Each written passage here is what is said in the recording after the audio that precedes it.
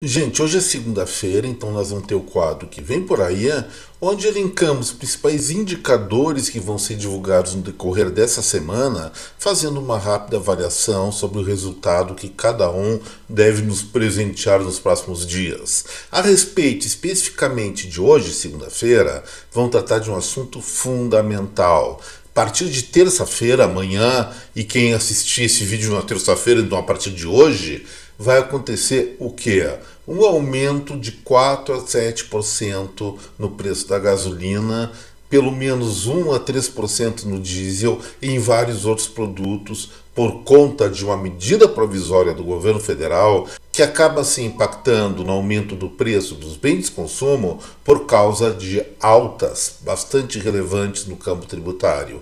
Meu nome é Eduardo Starosta e esse é o canal Fora de Curva. Bom, pessoal, para começo de conversa, temos que resgatar uma coisa que aconteceu na sexta-feira passada, numa conversa que era para ser a portas fechadas do ministro Fernando Haddad com algumas pessoas do setor financeiro e acabou vazando, onde ele colocou, pelo menos ao nível de boato, não sei se está confirmado ou não, que o governo, para garantir o tal do arcabouço fiscal, deveria cortar no PAC ou em algumas outras despesas pelo menos 40 bilhões de reais nesse ano. Ele falou outras coisas, inclusive deu a entender que estava muito desgostoso com essa situação, claro, é o nome dele que tem em jogo, podendo até se demitir da função ou da posição de ministro da Fazenda. Mas isso aí mostra o quê? Primeiro, um senso de responsabilidade do nosso ministro da Fazenda que parece estar sendo, nesse momento, o voto vencido nas políticas governamentais. Mas, essencialmente, o que acontece? Se um governo não consegue reduzir a sua despesa, como é o que está acontecendo, ou não quer reduzir sua despesa, a outra alternativa que nada nos agrada é fazer o quê? Aumentar os impostos, aumentar a receita. E olha só, o Executivo Federal, alguns dias atrás, há poucas semanas, aliás, perdeu aquela votação para reintroduzir uma incidência fiscal plena, uma incidência de impostos mais elevada sobre aqueles setores intensivos em mão de obra. Isso aí ficou conhecido aqui no Brasil como aquelas medidas de desoneração da folha de pagamento e com o Congresso Nacional mantendo essa desoneração, pelo menos parcialmente ela, o governo federal entregou uma medida provisória que o número é 1227/2024, que mexe de uma maneira muito prejudicial no PIS, que é o Programa de Integração Social. O que aconteceu? Vou explicar para vocês rapidinho. Uma empresa que trabalha com lucro real, ou seja, as médias e grandes corporações aqui do Brasil, elas fazem o seguinte, esse é o procedimento. Quando compram um produto, compram insumos, eles são obrigados a pagar um imposto, que pode ser PIS/COFINS, pode ser IPI, ICMS, vários outros tributos, mas quando eles negociam o produto vendido, eles se descontam desses impostos que pagou anteriormente, senão haveria o chamado tributo em escala, imposto cumulativo. E o que faz essa medida provisória? Ela limita a dedução do PIS, do crédito tributário, que é aquele imposto que se pagou antes por compra de material, compra de insumos, ao próprio PIS, quando antes ou até a semana passada era permitido descontar esse PIS de todos os outros tributos federais, o que é justo. E acontecendo isso, qual é a consequência? Óbvio, evidente, correlato. O peso a mais dos impostos, do PIS no caso, ele vai recair sobre quem? Será que são as empresas que simplesmente vão arcar com esse custo tributário maior? Nada disso, gente. Isso acontece só em casos extremos, num processo recessivo muito forte. Isso aí vai ser repassado aos preços. Então, o próprio Instituto Brasileiro do Petróleo está prevendo que, a partir de terça-feira, hoje para uns, amanhã para outros, depende da hora que assistir esse vídeo, vai subir a gasolina pelo menos de 4 a 7%. E isso é um absurdo. É mais impostos e também tem tudo a ver com o que está acontecendo com a ânsia do Haddad de buscar mais arrecadação para evitar aquele rombo de 40 bilhões de reais no orçamento, como ele antecipou para o pessoal relacionado ao sistema banqueiro.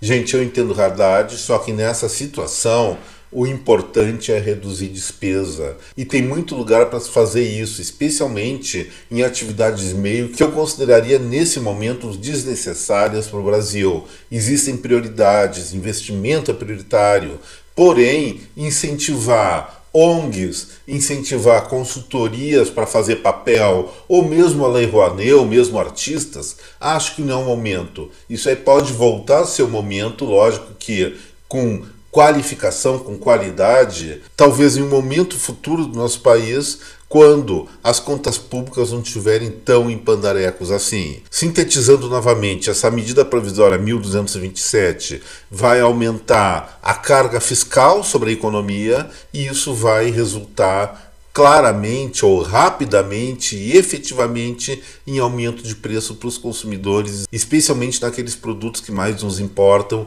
combustível é um deles. Lamentável, espero que essa situação, essa medida provisória seja derrubada pelo Congresso Nacional o quanto antes, porque não tem cabimento nós pagarmos mais impostos, ainda mais sabendo que a carga tributária deve aumentar muito, mas muito mesmo, nos próximos anos por conta dessa reforma tributária que estão fazendo, não só em relação ao consumo, mas também sobre a renda, sobre a propriedade.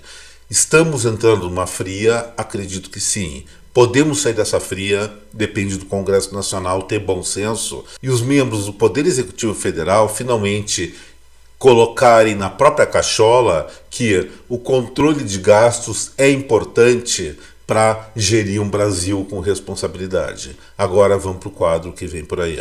Na terça-feira vai ser divulgada a inflação oficial do Brasil pelo IPCA do IBGE, Índice de Preços ao Consumidor Amplo. No mês passado, relembrando, a inflação foi de 0,38% e é um pouquinho mais elevado do que o desejável, mas teve um sinalizador positivo que foi a queda do preço dos alimentos. Agora, para maio, o que deve ser considerado, além dos fatores inerciais da própria economia brasileira? A questão da enchente, das cheias, do desastre ambiental que ocorreu principalmente lá no Rio Grande do Sul e em alguma parte de Santa Catarina. O fato é que essa região do país foi assolada por esses desastres ambientais praticamente todo mês de maio e isso deve gerar, regionalmente pelo menos, influência na inflação, sim, pressionando esse percentual, o índice de preço ao consumidor amplo, para alguns patamares acima do que foi o mês passado. Então acredito que vai ser razoável que a inflação ao consumidor do Brasil referente a maio chegue a alguma coisa em torno de 0,42%, 0,5%. Uma pequena aceleração por esse fator de calamidade no Rio Grande do Sul, se não ocorrer algumas outras questões aí que nesse momento são imponderáveis. Na quarta-feira, o IBGE também vai divulgar o desempenho do setor de serviços. Na semana passada eu acabei não comentando sobre a produção industrial brasileira, que cresceu mais de 10%, e existe uma razão completamente lógica para explicar isso. Não foi porque as fábricas bombaram, é que comparando no caso abril último para abril do ano passado, nós tivemos 2 dias úteis a mais, o que perfaz exatamente um aumento de 10 a 11%, no tempo trabalhado, no tempo de produção das indústrias. No setor de serviços, isso também deve acontecer. Ou seja, se em março nós tivemos uma queda setorial de 2,3% em relação a março de 2023, provavelmente o resultado de abril gire por um crescimento de 8% frente ao mesmo mês do ano passado, mas não é porque a economia começou a bombar, vamos repetir essa questão, e sim por causa dos 2 dias úteis a mais que vão fazer essa diferença. Até eventualmente, quando nós formos divulgar essa informação, eu vou fazer um cálculo da produção média diária para ver se cresceu, ficou estável ou caiu no setor de serviços. Na quinta-feira, também o IBGE está com a agenda cheia essa semana, vai ser divulgado as vendas do varejo. Mesma situação em termos gerais. 2 dias úteis a mais do que abril do ano passado, então o crescimento deve estar bem bombado. Aí também vão fazer uns cálculos para avaliar direitinho o que está acontecendo da maneira mais consistente possível, isolando ou tirando essas eventuais distorções. E finalmente, na sexta-feira, encerrando o nosso quadro que vem por aí. Antes disso, eu vou lembrar para cada um de vocês não esquecer do like, do compartilhamento. E aqueles que estão assistindo Fora de Curva pela primeira vez, eu faço convite para inscrição no canal. Mas na sexta-feira vai sair a prévia do PIB do Banco Central de abril, comparado do nosso jeito com o abril do ano passado. De novo, pela terceira vez, um dia atrás do outro, eu vou repetir a mesma lenga-lenga. Isso aí vai ser influenciado, sim, pelos 2 dias úteis a mais, mas quando nós decompormos isso pela média diária de formação de riqueza, talvez tenhamos alguma coisa esclarecedora. Mas, por conta desse fator extraordinário agora de 2024,